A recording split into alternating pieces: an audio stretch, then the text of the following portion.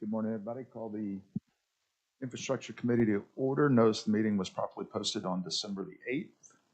All three districts are present. Item 1 is to approve our minutes of December the 1st. So moved. All in favor? Aye. Okay.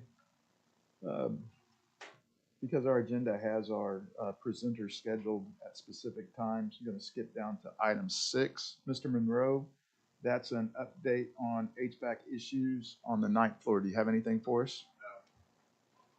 Okay, unless you have questions, there'll be no action on item 6. Item 7 is a progress report on the courthouse elevator project.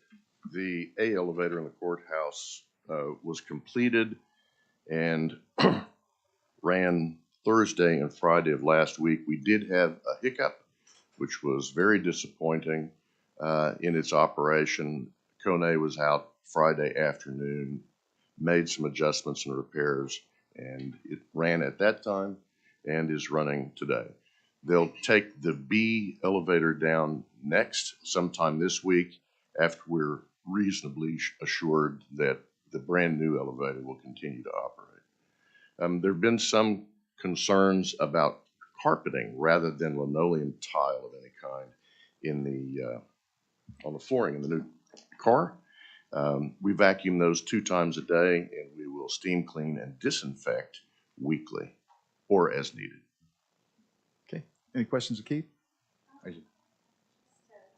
Me, where are we on the broad spectrum of the elevator upgrade? I believe the Timeline. finish date is next year, Okay. mid-year next year. Other questions? Keith, was the shuttering, was that what the concern was that you were disappointed in? Yes, Okay, that's good. it That's what I shuttered, figured. came to a stop on 9. No one was trapped inside, but it was certainly disappointing. So they worked some bugs out, and I think we're back on track. So. I experienced a shuttering from ground all the way to 9. I thought it was on the Challenger. So Oh, okay. yeah? Yeah, that's good. Thank you. Glad you're still alive. You too. I'll make a motion to receive the report. Okay. All in favor? Aye. Aye. Mr. Monroe, item 8 is you as well. It's an update on discussions with vicinity. Nothing new. Okay, unless you have questions, no action. Move to receive report.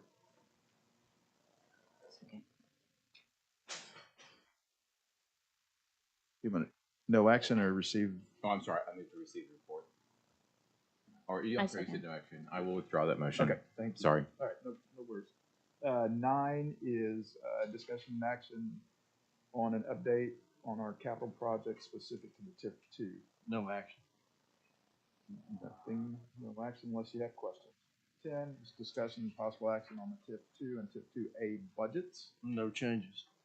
Unless you have questions, no action.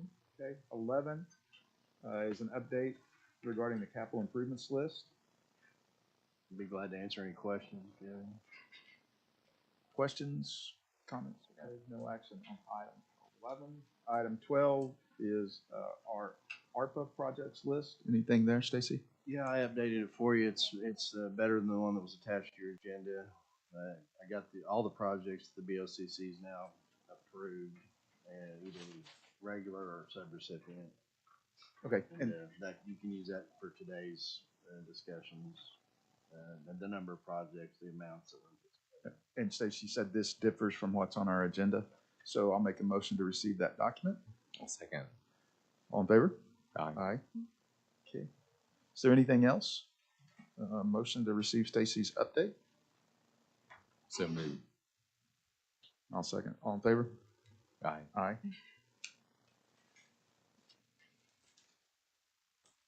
13 is discussion related to the possible use of the old social services building at 7401 Northeast 23rd. Does anyone have any updates?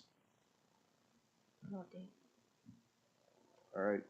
I guess by way of update, I had previously mentioned and asked Mr. Barnes to look into that as a possible location for emergency management. One of the things was to consider raising that building and building something new since that had been approved as an ARPA project.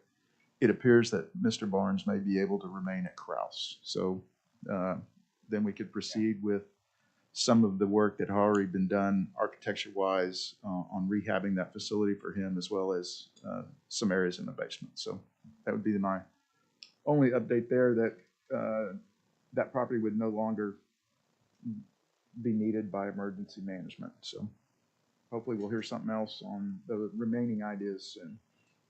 I'll make a motion to receive that. I'll second. All in favor? Aye. Aye.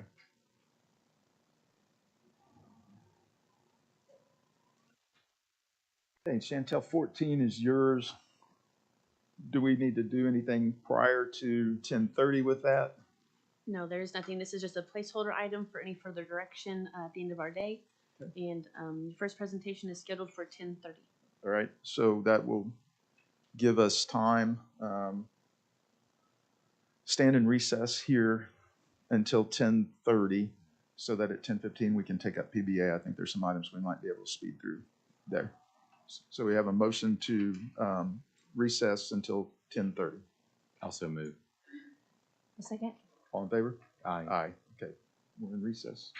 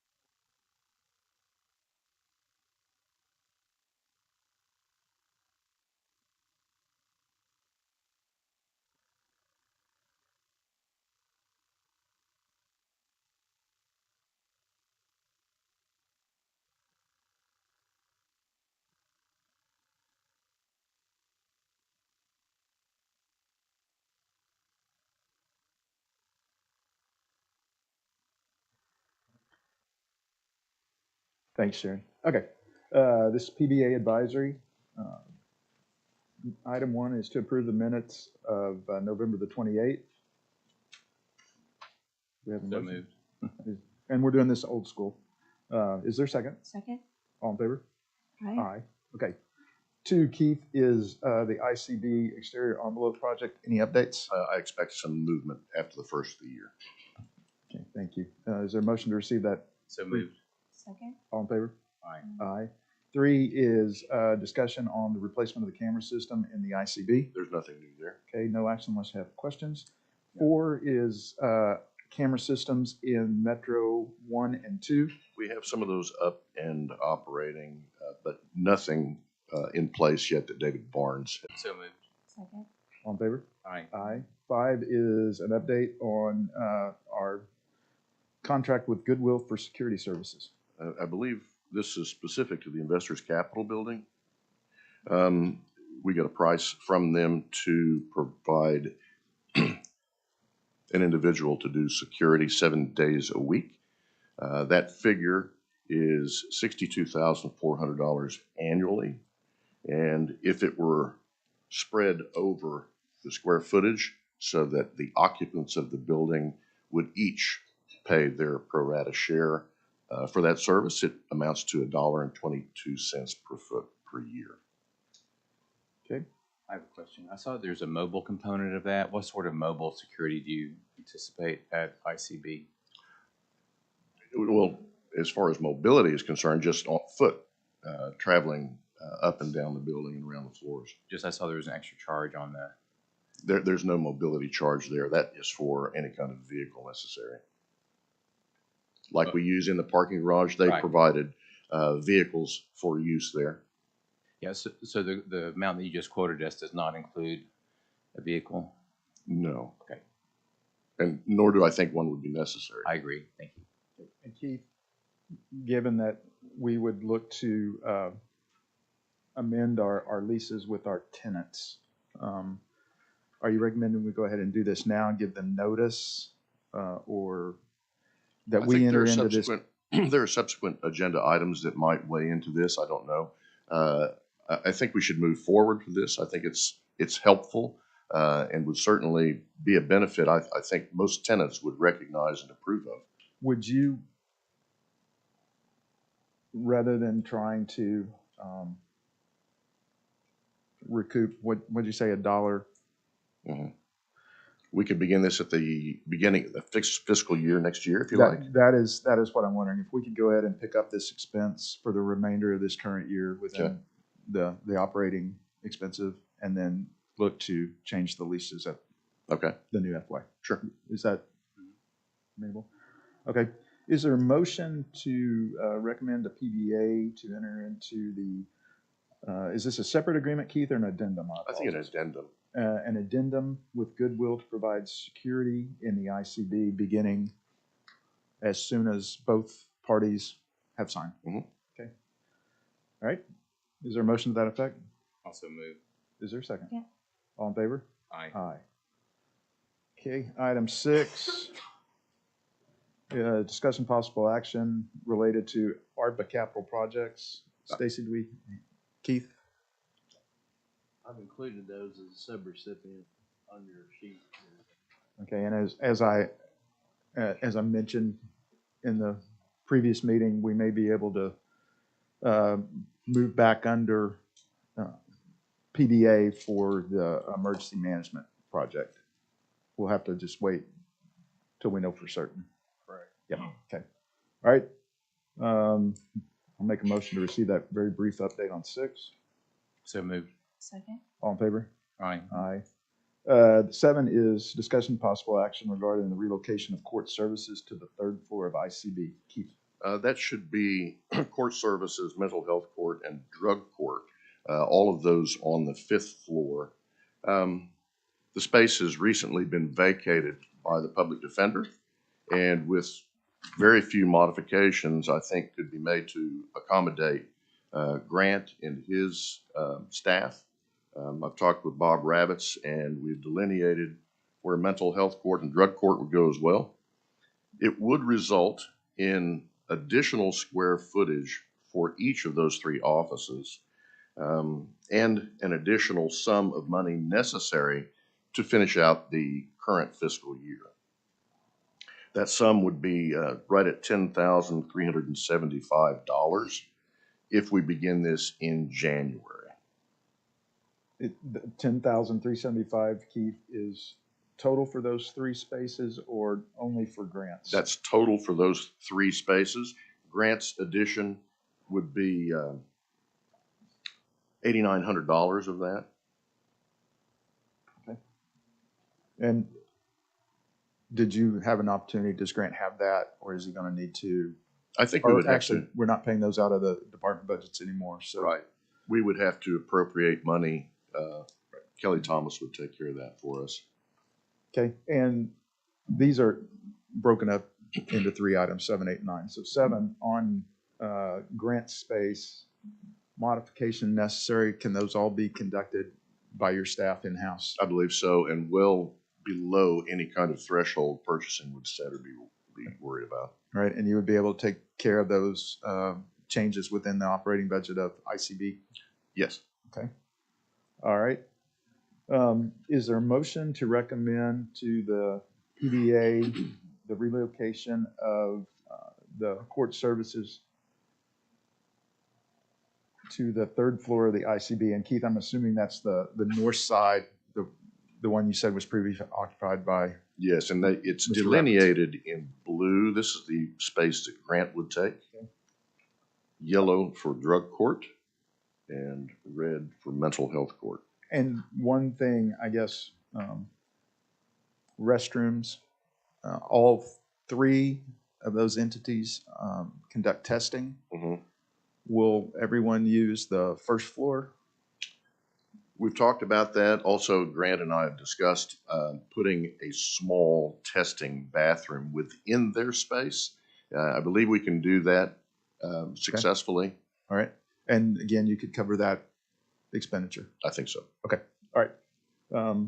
That's within the 10,000 you quoted earlier, correct? Say again? That's within the figure you gave us earlier to, No, the $10,000 would be the additional rent payable okay. the next half of the fiscal year, based on the per square footage price. Okay. Is there a motion to recommend the PBA to undertake this change? So moved. Second? All in favor? Aye. Aye. And then we will need to, I think Cody's still here, just be aware that we may need some additional funds in the line item for rent. Thank you. All right. 9, Keith, or 8, I apologize, is the mental health court. Drug court and mental health, yeah, same circumstances. We'll move them into better conditions on the third floor as well. And you said you had spoken with Rabbits and the judges that are Mhm. involved, and they're favorable. The rent aspect, it's only $1,100. Who pays? I forget who's responsible. I for think that the rent. BOCC pays on behalf of this Okay. group. Right. So Cody had another 1,100. Is there a motion to recommend items 8 and 9 to the BOCC? So moved. Second? All in favor? Aye. Okay. 10 is to receive our structural analysis reports. 9, I think we needed to discuss this, correct? It's a separate Oh, issue. I apologize. Keith, I'm sorry, you're correct. Go back. We moved both. Do you want us to read? So item 8 would be mental health court and drug court combined. Mhm. So there was a motion to approve recommending that to PBA, and it passed. Item 9, I apologize, is to discuss going out to bid for demolition services on the 5th floor. When we did this on the third and fourth floor, as a result of an emergency that was created, the bill at that time ran $30,000, $40,000, something like that. I would expect the same kind of number on the 5th floor. I could be completely surprised, but that's what I'm planning for. Okay. And you have the funds necessary within the current operating budget of ICB, or we'd need to No, we would transfer have to from transfer reserve? funds. Okay. All right, is there a motion to instruct Keith and purchasing to proceed with bids for demolition of the 5th floor of ICB? So moved. Second? All in favor? Aye. Aye. Okay, 10 is to, Yeah, I apologize, but I think we actually moved to approve items 8 and 9 when we were on item 8. I think you probably might ought to go back and. yeah, I think I corrected the record. You know. Okay, yep. Okay, so, Go ahead. as I stated earlier, I inadvertently lumped 8 and 9 together, thinking it was individual for mental health and drug court. As was pointed out, item 8 deals with both mental health and drug court. So to correct what we had done, is there a motion to reconsider the vote on item 8 and 9 where we approved it for mental health and drug court? So moved. Second? Now, that being the case, I will withdraw, or whoever made the motion to approve 8 and 9 related to drug and mental health court, if you'll remove your motion in your seconds. Emotion, yeah. Okay. To withdraw. All right, now, that being done, we're back on item 8, which is mental health court and drug court. And I believe there's a motion to recommend to the PBA moving those two entities to the 3rd floor of the ICB. Yes, so moved. Second? All in favor? Aye. Aye. Okay, now, item 9, yep, thank you.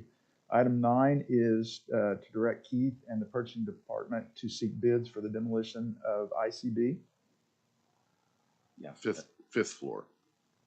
5th floor, yeah. So moved. Second? All in favor? Aye. Aye. Now, 10 is to receive our structural analysis from Zoll Ford for Metro 1 and 2. Keith, anything? I That we don't need know to if be those aware copies made it in the electronic version of this, and so I've given the clerk hard copies. Metro 1, we paid $16,000 for the assessment. Metro 2, we paid $17,500 for the assessment. It came back with recommendations regarding maintenance, in particular, periodic cleaning, surface coating, and then there were recommendations made for some of the spalling areas and concrete beams and columns that need to be repaired. So we'll need to take bids for these repair items and move forward in that manner. They were talking over a period of 5 years or so, a recommended budget at this time of nearly $2 million to be expended for repairs, maintenance, coatings, and so on. So we can schedule that, look at that, go to bid, and move forward in that way. We'll have to certainly spend more money with the cleaning aspect. They were particularly concerned with the chemicals used with ice melt, deteriorating steel, deteriorating cement surfaces, and so on. So they were highlighted, these things were highlighted within the report. Is there a motion to receive the report? Second? All in favor? Aye. Okay, Keith, we're up against when we need to go back into the infrastructure meeting. On items 11, 12, and 13, anything that you need us to take care of today, because what I'd like to do is adjourn. Okay, whatever suits you. Okay, is there a motion to adjourn? Is there a second? Second? All in favor? Aye. Okay. Give us a second and we'll switch over.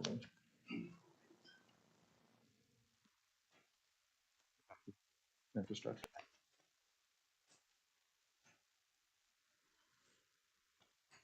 Okay, is there a motion to return to open session of infrastructure from recess? Second? All in favor? Aye. Okay, Chantel, do you want to start us off on item number 2?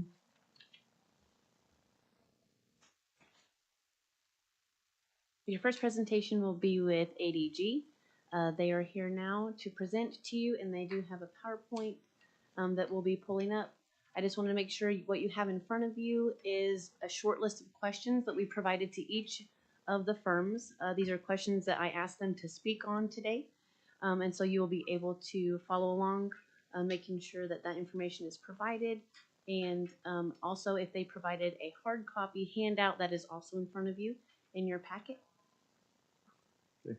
And I believe the one that's highlighted right now in the square. Yeah. And I will, each firm is given 45 minutes. That also includes Q&A time, and we'll be able to have a break in between each session. So if you have any questions, feel free to interact with them and ask questions to learn a little bit more about the services they are proposing to provide. And again, we have a placeholder item to have further discussion after all of the presentations are made. Is there anything that you need at this Just time? one bit of housekeeping. Since we're contemplating the use of ARPA funds to pay for these services, we've checked all of the boxes with regard to purchasing. and Yes, yes. all the This was federal solicited- requirements. This was solicited in such a way that is compliant with final rule in federal 2 CFR 200. And I'd be more than happy to speak with you on that if you have further questions that pop up. Okay, And I'll let them introduce themselves and get started. and then Chelsea, did you have something on this one, or you? Okay, all right. There's not one for ADD, though, correct? There is not, according. Yeah.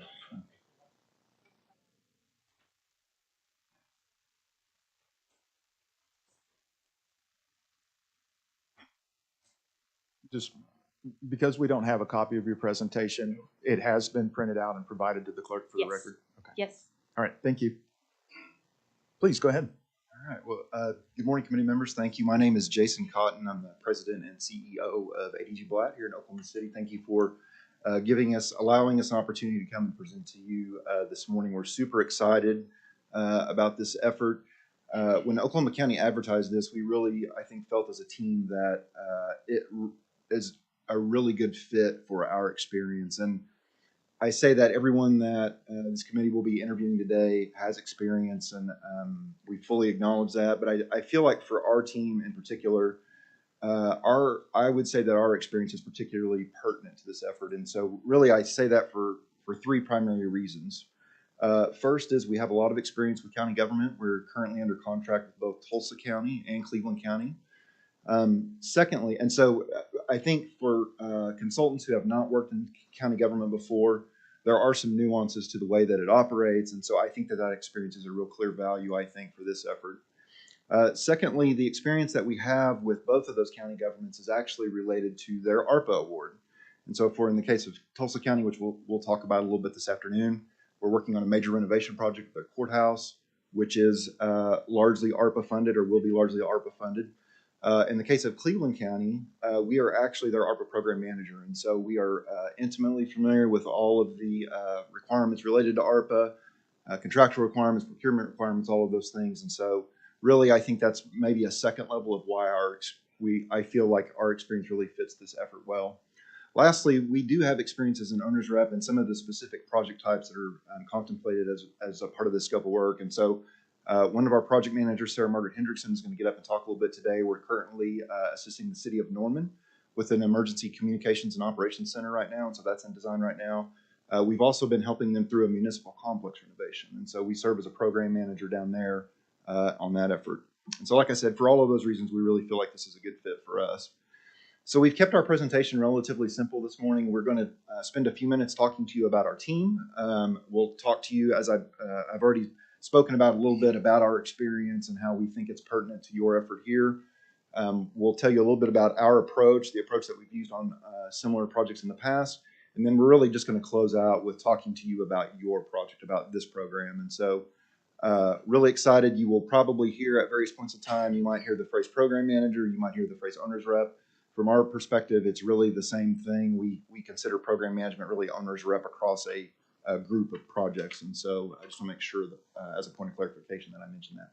So with that, I'm going to turn it over to Melanie Draper. Melanie is our Assistant Director of Program Management, and she's going to get up and talk to you a little bit about the team. Morning. Thanks, Jason.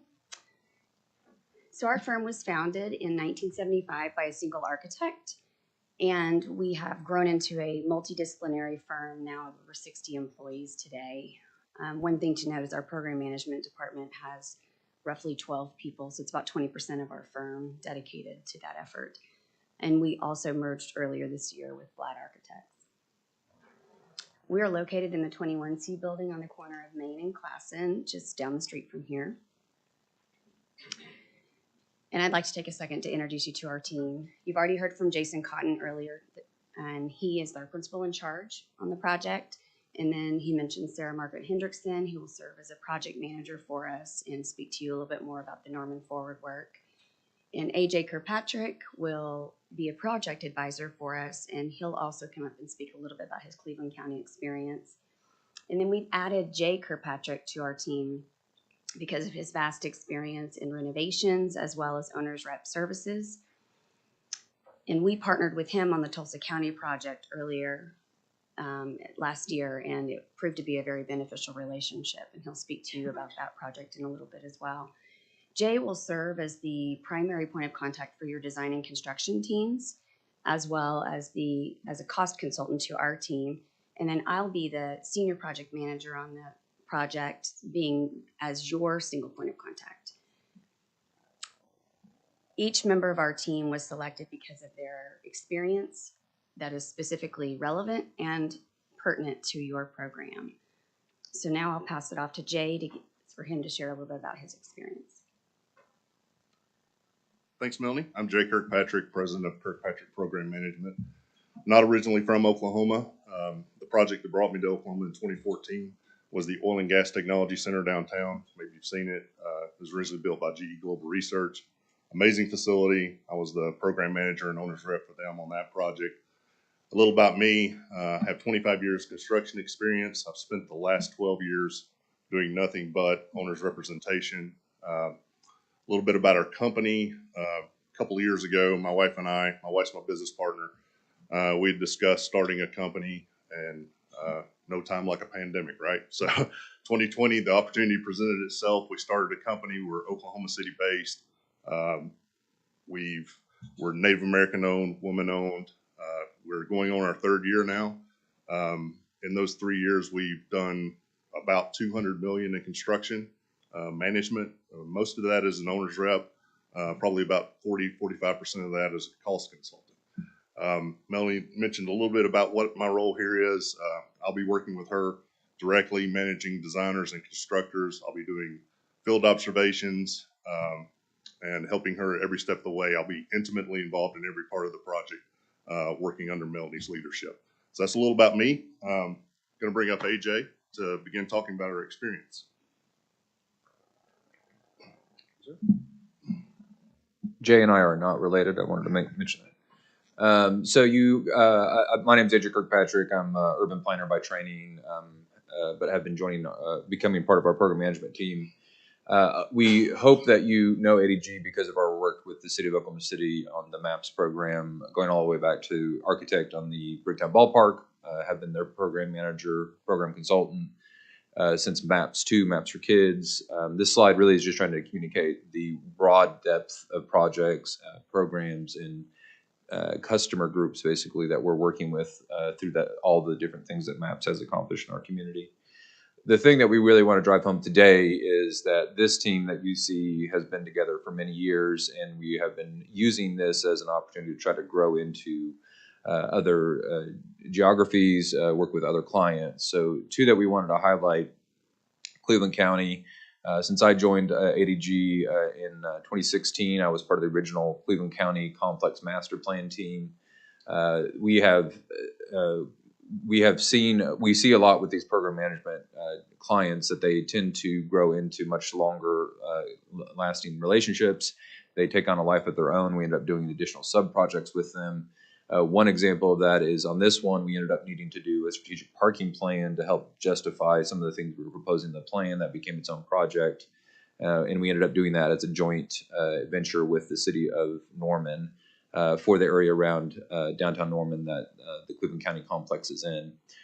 You will know this project from what is being built, and that is the first phase of that was the well, which is an AHMM designed building. We actually helped as the owner's rep on that project and helped to manage the architects and the construction company on that project as a follow-on to this.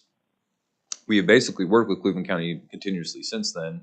The thing that we're doing most recently, and the thing that I'm the project manager for, is we are the overall program manager for their ARPA recovery funds. So that's going to introduce us to over 25 projects.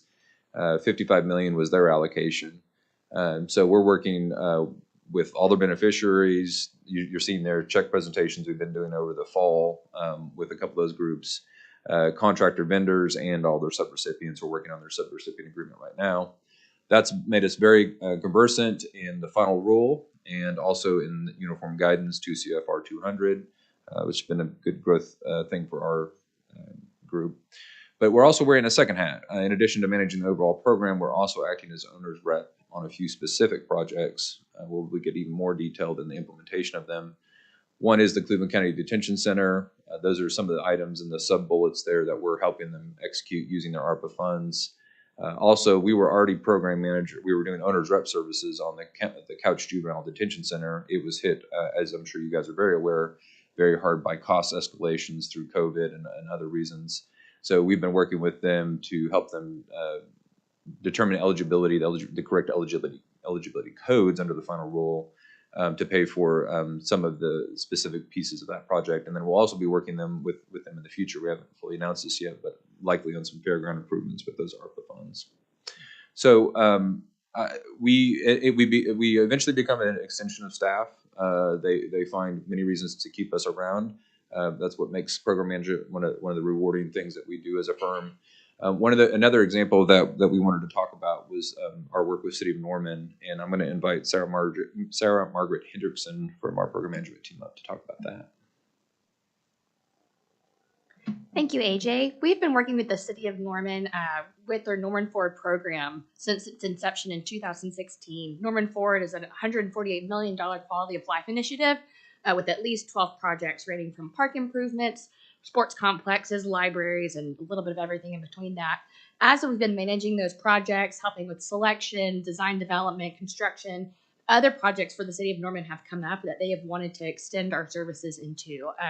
The 4 that we have shown on this slide here are 4 that I'm personally managing, but also 4 that we think are very relevant to the projects that you have identified in your RFQ. The first, the municipal complex renovations, is renovations of 4 buildings at the City of Norman City Hall complex, one of which had a very intensive asbestos abatement that we completed earlier this spring. The north-based maintenance facilities both have federal funding involved in having just additional working knowledge of federal requirements in construction and design development has been crucial. And one that I want to talk a little bit more about is a project that is right in the thick of right now is our Emergency Communications and Operations Center. This facility is about 20,000 square feet with a $16 million project budget. This facility is going to be the primary location for the City of Norman's emergency management operations. It's going to include an emergency communications center, or dispatch is kind of the abbreviated term that we're using, an emergency operations center, incident command post, traffic management center, and several other key programming features that they wanted included in this building. We just finished design for this project and we plan on starting construction in January. But there have been some key lessons that I have learned in this design project that I think will be key to the success of the EOC that y'all have identified in the RFQ. One of those being that there are specific code requirements for these kinds of facilities. This Emergency Communications Operations Center is a Category 4 essential facility, so there are specific structural requirements involved, window specifications, door hardware specifications, making sure that the design team is aware of those requirements and that they are incorporated at every stage of the construction document package is absolutely crucial. With this being a very specialized facility, there is also very specialized equipment. We have specialized dispatch consoles in the communication center. We're going to have specialty furniture in our operations center. And really, there is not a room in this facility that does not have some kind of specialty furniture, equipment, or technology components. We have video walls in every key portion of the facility and several other things, and making sure that all of those are coordinated throughout has also been crucial to the success of this project. Also, we also understand throughout our work with the City of Norman that there is a lot of departmental overlap. This facility has at least 5 departments involved in its construction and in its occupancy, making sure that each department is aware of everything that's going on, that there's open and consistent lines of communication is key to this project's success. And that project success would not be possible if we did not have a key group of engaged stakeholders.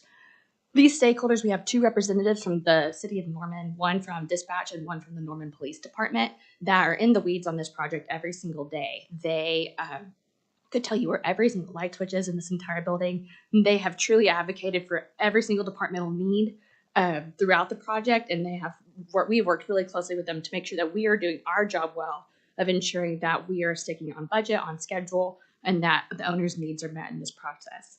I could obviously talk about this project for way longer than we are allowed, but we also have key experience in Tulsa County, and so Jay's going to come back up and tell a little bit about our experience over there. Thank you. This is the Tulsa County Courthouse that we're currently working on. We started this project in May. It's a massive building, 9 stories, almost 270, or a little over 270,000 square feet. It was completed in the mid-50s in 1955, and as such, it's having a lot of age-related deterioration. The masonry and marble accents, they're starting to have some water intrusion issues just due to the age of it. Mechanical, electrical, plumbing systems are becoming obsolete. The elevators are unreliable. Potential code deficiencies are part of the project, and our role on this project is owner's rep. So this project will have multiple funding sources. It's an ARPA-funded project. That will be the bulk of the funds available for the project, but they're also going to have some deferred maintenance funds added that'll probably be for the roof, and then Tulsa County General Fund. So we find ourselves with multiple funding sources. We may have multiple pay apps, so we're going to be managing all of that process. So our approach on this one, since it is such a massive project and there are so many needs on the project, we engaged the design team to do a conditions assessment to thoroughly and comprehensively assess what we have. We need to find out what we need to do, where the deficiencies are in the building. Upon completion of the conditions assessment, we're going to do a schematic design for the comprehensive project. We're going to do as many alternates as we can come up with, and we're going to engage the CM at risk. We're in that process right now of procuring CM at risk services to do a budget on the schematic design. We want them involved early. This is going to be an occupied building. They don't have an empty courthouse sitting somewhere where we can just move everybody to. So we're going to need the CM's assistance on phasing and all those other things that go along with that. But upon completion of SD, we're going to do a budget and then present the county with the budget and alternates to find out what their appetite is for the actual scope of work. So that's what we're currently doing. I'm going to bring Jason up here. We're going to talk about our approach to your project. Thanks, Jay. So we thought a good way to maybe describe our approach is to go back to our effort in securing the work that we're doing with Cleveland County, the ARPA program management work. And so we have a timeline here that depicts really what we were walking into as we started working with Cleveland County. And so their initial award really came in the summer of 2021. So you see it on the far left side of the screen there. There's a lot of monitors in here. They issued obviously an interim report in the summer of 21. They did their initial project and expenditure report in the winter of 22, right at the beginning of the year, and then received the second half of their funding, which I think a lot of county governments actually receive their funding that way. But as we walked into the project, we started thinking a lot about all of the reporting that needed to be done. They have the annual report, as Oklahoma County does, recovery plan performance report, all of the quarterly reports that you are also required to submit.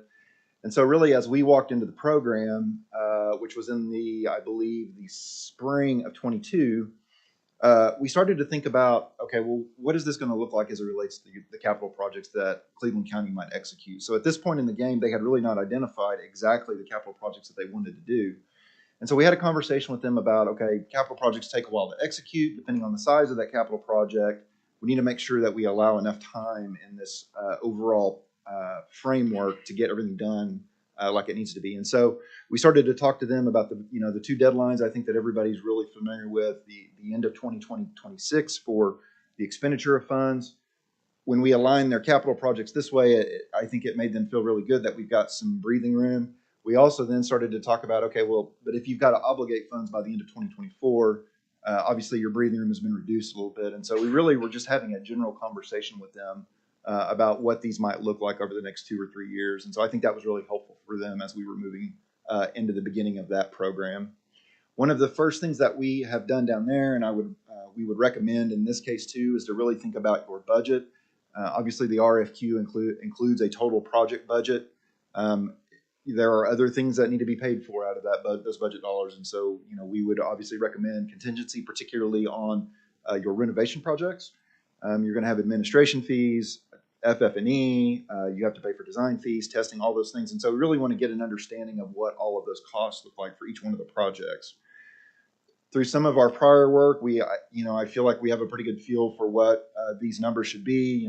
Typically we see construction costs in the neighborhood of 70 to 80% of total project budget. And so you see here just a really simple depiction of what the overall budget for the project might look like divided across those categories. So now I'm going to turn it over to Jay, let him talk just a little bit about other budget considerations. Thanks, Jason. The writing on this graph is a little small, but what this basically depicts is our ability to impact costs based on the construction timeline. We have a much better ability to control cost and impact cost early in the process during planning and design rather than waiting until we get to construction, finding out we have a change order and we haven't addressed something in the design. So that's what this graph depicts, and the way we want to do it is with an integrated approach. We want to bring the CM at risk or any contractor in as early in the process as practical to assist with the design, assist with the budgeting, so that they own the budget along with all of us. That's our basic idea. We're going to use target value design. We're going to have funds available, and we're going to make sure that the designer is designing to our budget, whatever that is. So we're going to do risk point checks on the budget at each stage of design to ensure that we're still within our budget as we're designing. And we also want to have a design contingency. So the earlier we are in the process, the less we know about the design, the less complete it is. Engineering hasn't been done really early in the process. So we're going to have a contingency for things that the contractor doesn't see on the plans yet, but we know they're going to get added at some point. So that's our approach to the budget. One of the reasons I'm here is this document right here, or this slide right here. These are all of the things that I've experienced over my years in construction. I haven't seen everything, but I've been around a while and I've seen a lot. This is my scar tissue. So we want to see all these items addressed in the contract somewhere. If they're not in the contract, we're going to have a supplemental conditions document that's attached to the contract that addresses these items. I'm not going to talk about all of them, but I'll give you a couple of examples. QA/QC manual. We want to see the contractor's QA, quality assurance, quality control manual. We want to know how they're making sure they install what's in the design, what's in the specifications, according to manufacturer specifications, and we want to know how they document it. If 10 years from now we have a window leak, we want to see pictures of how that window was installed. We want to know whether it's an installation issue or a product issue.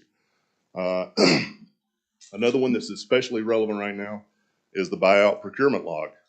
We all know about our supply chain issues that are going on. This document, any product that's over 4 to 6 weeks in lead time, we want to have those separated out on a document to track. So we're going to make sure that the contractor's producing his submittals to the architect on time, the architect is reviewing them on time, the product is getting ordered based on the construction schedule. So if we start seeing issues in our OAC meetings, we'll know ahead of time.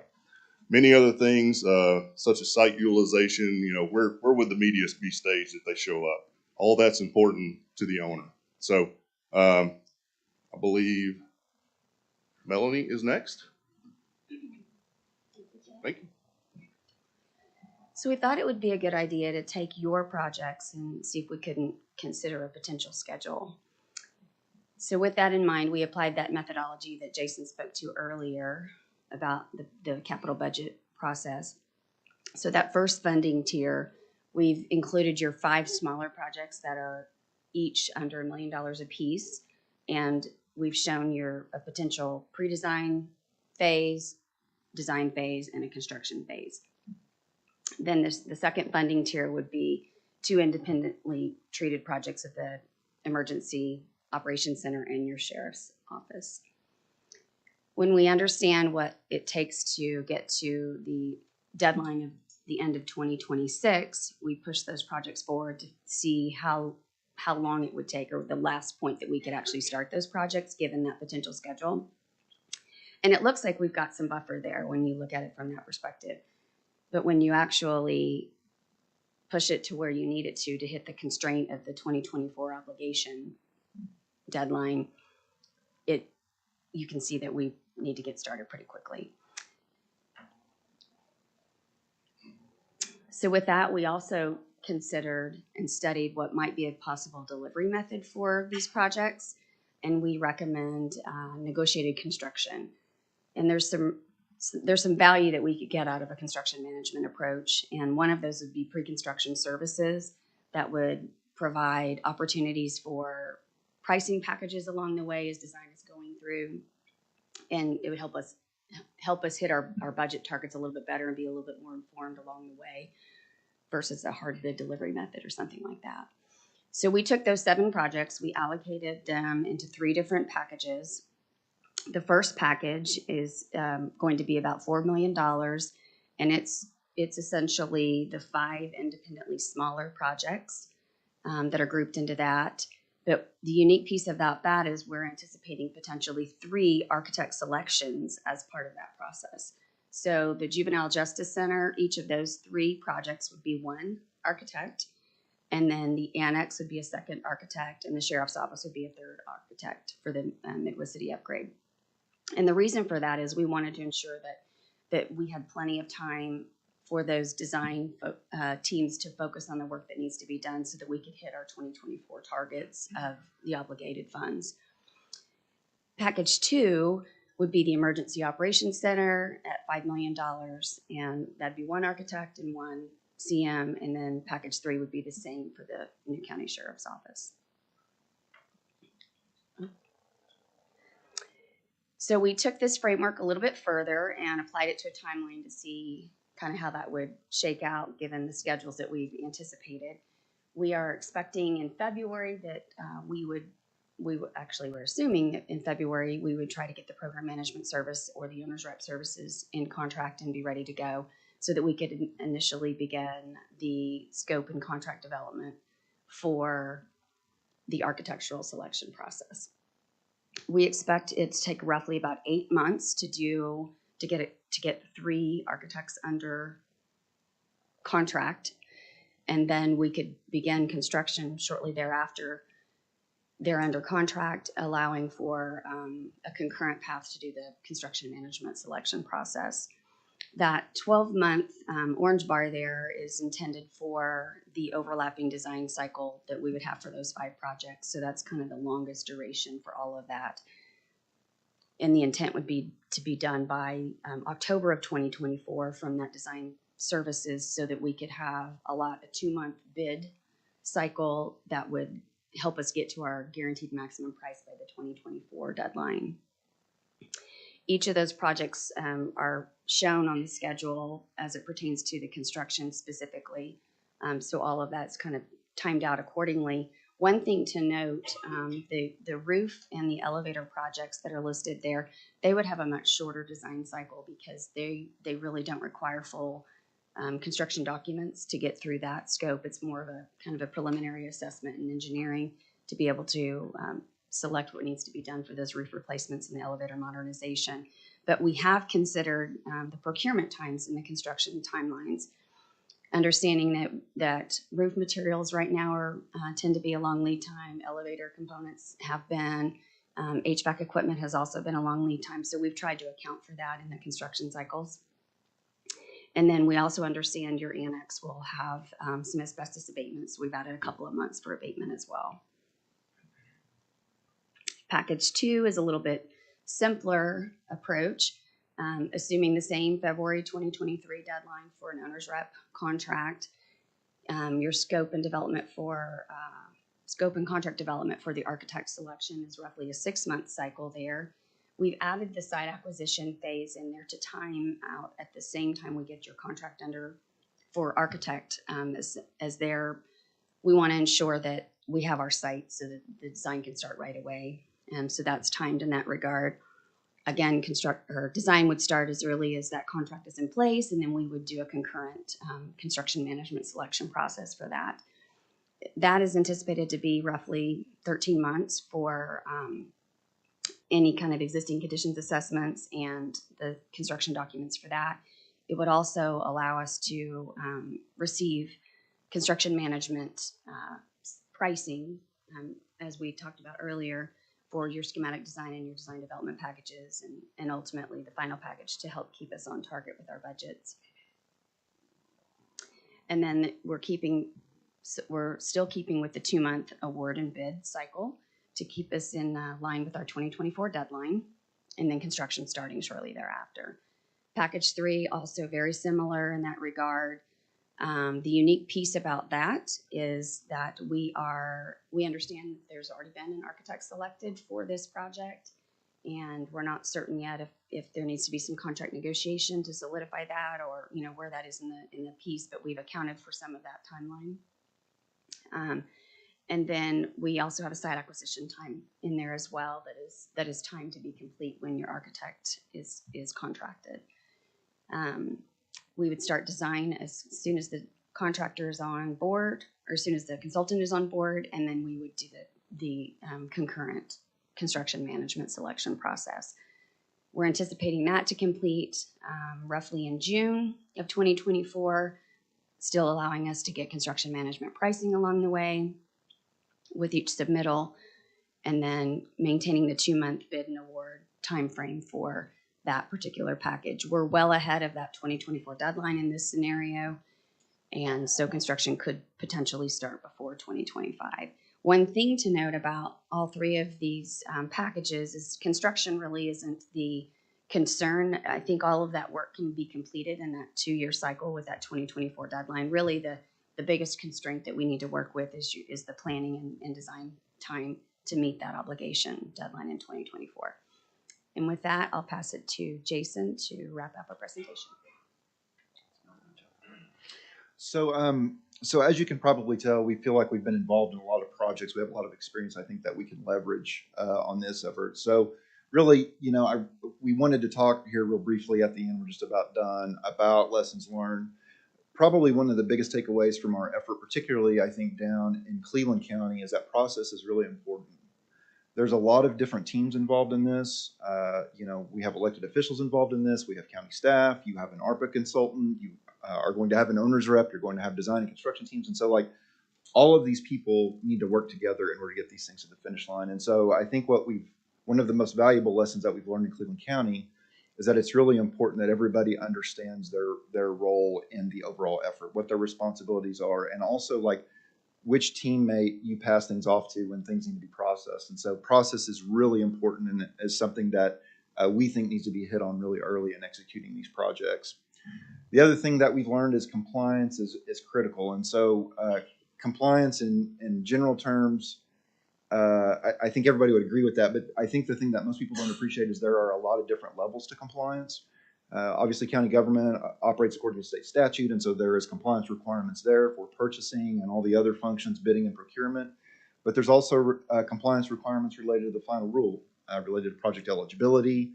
There's 2 CFR 200 that has to be paid attention to, and so there is a whole multitude of different documents when we say compliance that we are referring to. And so it's really important, I think, that I think we've gathered from our work in Cleveland County and in Tulsa that you have to look at all of these different levels of compliance when you're executing these projects. We do believe that the scope of the project should inform not only your delivery method, but also the design teams and the construction teams that you select if you're doing negotiated construction. So as Melanie described, we are recommending negotiated construction for this work. We think it makes a lot of sense, particularly for the renovation work. And so we would, of course, be open to having a conversation with Oklahoma County about that. But as we sit here today and what we know about the projects, that makes the most sense. Will be important as you start to select those design teams that you find people that have experience in doing the types of projects that you're going to be executing. So we do also believe that procurement activities take a lot of time, and it's maybe an opportunity where we can save some time. And so that was one of the reasons why we have suggested or recommended that you take some of these smaller projects and package them together just to try to save a little bit of time for yourself, for the rest of the team. So lastly, just key differentiators. I look at our team. Obviously, we are a multidisciplinary design team. We do program management as well. Really what that means for the county is that we have design professionals, architects and engineers and all the folks that are going to be working on these projects in-house. And so that's something I think that we can really leverage, I think, for Oklahoma County on these projects, and something that makes us different. We've talked a lot about experience. We have a lot of projects that we have worked on that are similar in scope and nature. And so You know, the work on the Emergency Communication and Operations Center in Norman, the municipal complex renovations, we think really make us well suited to this program of projects. The work that we've done with Cleveland County, I think, and Tulsa County, I think makes us familiar with county government. And so that experience, we think, differentiates us a bit.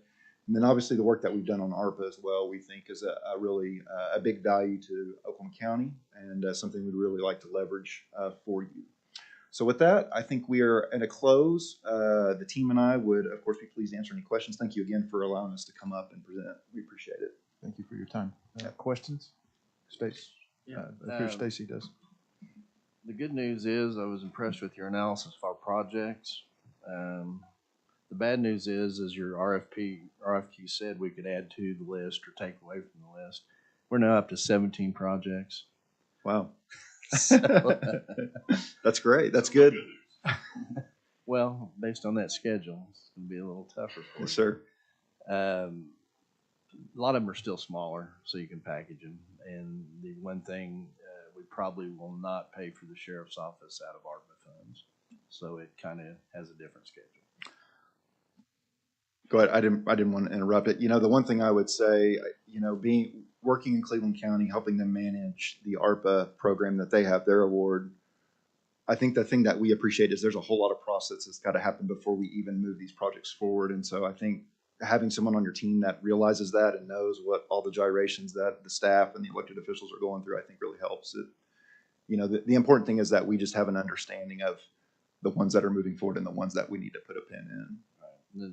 The other question I had is how many of the 5 are already working on maps 3 and 4? I think out of this group, it would just be AJ Kirkpatrick, Melanie, and myself. So.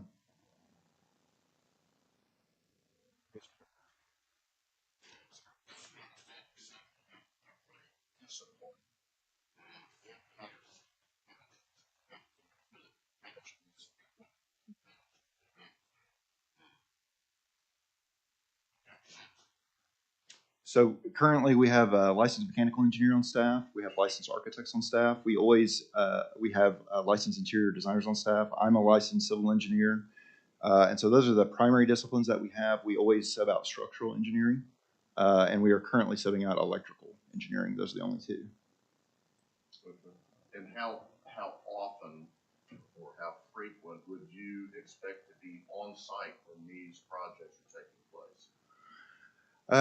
Well, you're saying when construction starts or during design too? Yes. Both. Well, typically, you know, one of the things that we'll need to do early on is get into a cadence, I think, with staff, particularly through the administrative part of this. You know, the work in Norman, we are meeting on with Cleveland County, we're meeting on a weekly basis, and that's the entire team. You know, there's a point in this program where we have to get organized as a team. Once we get organized and we dive into the projects, our approach what we would recommend is allow us to take each one of the projects and assign project managers to those. And so what we would like to do is get in a cadence where the team is on site once a week. Once the projects are moving forward, it may be that individual project managers are in and out as required, but we're typically, I think, to do owner's rep service as well, we have to be over here a lot. I mean, I'm just going to say that. You know, on the construction side, we typically like to see a site visit at least a couple times a week, once for the OAC meeting and once just to make sure that things are going. We always like to have a site visit a week where no one knows if we're going to be there or not, and so it keeps people on their toes a little bit. And so my worry here is if we go down a road, we have some problems, and our owner's rep and those people who know what to look for aren't here, and so we're backing up, wasting time and resources trying to solve problems that should have been caught in the beginning. Sure. No, I completely understand and appreciate that. You know, we have one of the things that I think learned in the time I've been doing this. You know, I think sometimes owners, you know, we all want design and construction to be this perfect process. You know, we pay a professional to provide design services. We pay a contractor to build those improvements. You know, the reality is it's an imperfect science, right? I mean, you know, I've worked with really good architects and really bad architects, and I guess what I would say is everybody's trying to get to the finish line and hit everything that they can, but it's imperfect and things happen, and so that those things when they occur are the reason why you engage with an owner's rep and why I think that we deliver a lot of value to an owner. So. What we're looking for specifically is to make sure that the imperfections didn't happen last week when someone wasn't here to see them. Sure. No, fully appreciate that.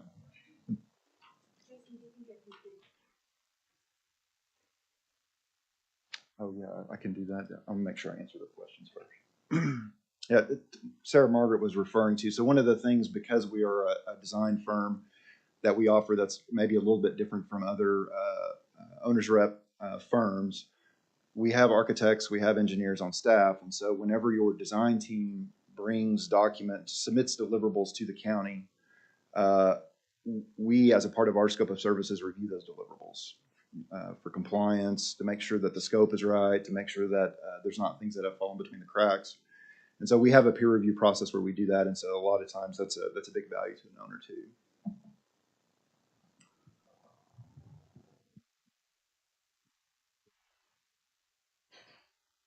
So I want to kind of touch on maybe what Stacy and Keith were getting at a little bit.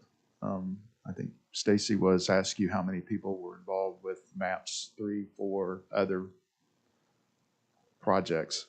One of the things that we're looking for is someone where we're really the focus. And a concern of ours is that we're an afterthought and that we're a filler. Mm-hmm. And to Keith's point, trying to recognize and find problems ahead of time so that we're not going to have to go back and fix those on the fly. Mm-hmm. And so how do you make me feel more comfortable?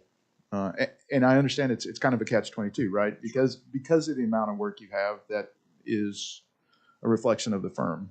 Sure. But for an entity such as ours, that we're not necessarily going to have $150 or $200 million in ARPA projects, but yet every dollar is important because in the event it's spent inappropriately or it's not completed, then we have to figure out where to come up with the delta to complete the project, or we have to repay. And that is a great concern of mine. Sure. No, I fully understand and appreciate that. I guess the one thing I would say about our program management, the portfolio of work that we're doing, AJ talked a little bit about MAPS 4. Obviously, it's $1 billion. We're right in the beginning of that. It's really a lot of the major projects that are starting design. There's one project that's starting construction right now, but that program is going to be going on for probably 10 to 12 years in most likelihood. And so we're really kind of, it's the calm before the storm in some ways. But the other thing that I would say is, we are one of the biggest firms that do this work. And so we probably have more bandwidth than anybody else does that you're going to be interviewing today. We have 2 or 3 major programs that are almost finished. And so the Norman Forward program that Sarah Margaret spoke about a little bit today, it is wrapping up. And so that's a relatively large program where we had a lot of staff dedicated to that is no longer going to be in play. We just finished a large program of projects in Midwest City that's finishing up. And so between those and Cleveland County, we really have quite a bit of staff, I think, that we can devote to this. So I'm really not too worried about it, to be completely honest. I think that Oklahoma County will not be filler as it relates to our staff for sure. What did you do for Midwest City? They had about a $50 million bond program that Melanie actually helped them manage. We just finished that up. MAPS 3 too, I think, also fits in that group of projects. The Senior Health and Wellness 3 of Ruff Lincoln is in construction. Senior Health and Wellness 4 is in construction. As a result of our merger with Blatt Architects was actually the architect of record on Wellness 3. And so when we merged, our program management services for Wellness 3 went away. And so really all we've got left on the MAPS 3 program is just Senior Health and Wellness 4. So it's about to wrap up. It's in construction now. Thank you. Uh-huh. Anything else? Stacy, Keith? Anything? Okay. Thank you very much. Thank you, guys. Appreciate it.